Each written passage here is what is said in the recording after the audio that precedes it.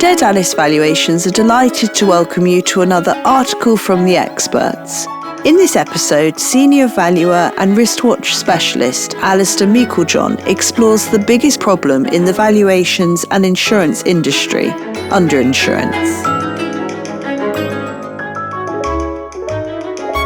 As 2023 drew to a close, I look back on the year and reflect on the subjects I have found myself discussing most. And even on the morning of the 27th of December at 9 a.m, I received a call from a long-term client of ours whom is not only well-respected, but incredibly astute. And this case highlights without a shred of doubt the biggest problem in our collective industry currently. A client of theirs is looking to insure a collection of jewellery with insurance values ranging from £1,000 to £20,000. Individually, not huge sums, but collectively a significant amount. The figures have been gathered through somewhat standard avenues of what was paid for the item and what we think it is worth or worth to us. In my estimation, the collection is probably underinsured by a figure close to 50%, and on some individual items close to 75%. We are now working out when we can get to the client as soon as possible in the new year. Whilst it may have been considered the elephant in the room for many years, brokers and insurers are now discussing the problems that underinsurance can cause.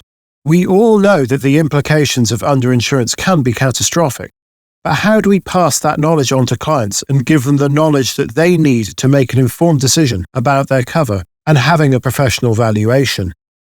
A recent example occurred during the summer, of which I was part of a team assessing a large estate that had been inherited from parents of a well-known farming family. The figures provided were done so in the mid-1990s and index-linked from that date, with a figure of around £250,000 for the entire contents of the property. Following the valuation, the figures were certainly surprising to the client and the broker.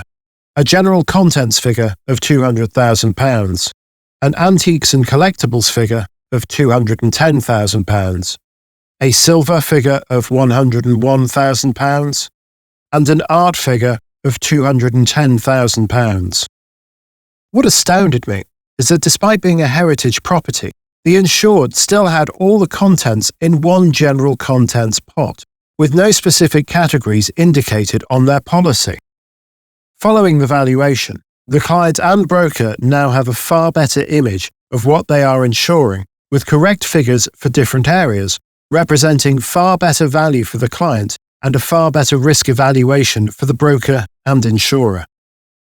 A recent survey completed by one of the biggest insurers of high net worth clients in the United Kingdom has revealed that 67% of their clients need more guidance and assistance with their collections.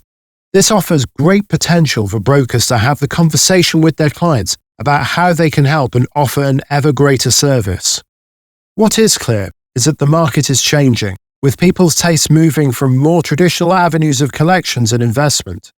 The same survey indicated that 44% of high net worth clients invested in jewellery, and the same percentage in watches, which have both seen exponential growth in the last decade.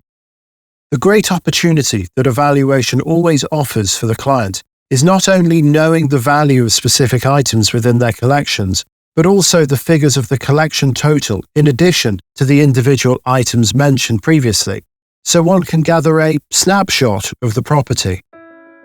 So, should the subject of underinsurance still be swept under the rug?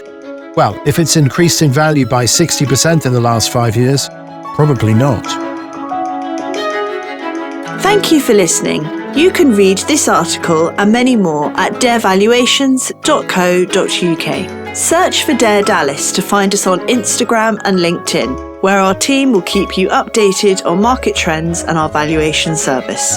For more details on our valuation service, please call us on 01883 722 736 or email inquiries@doerrvaluations.co.uk.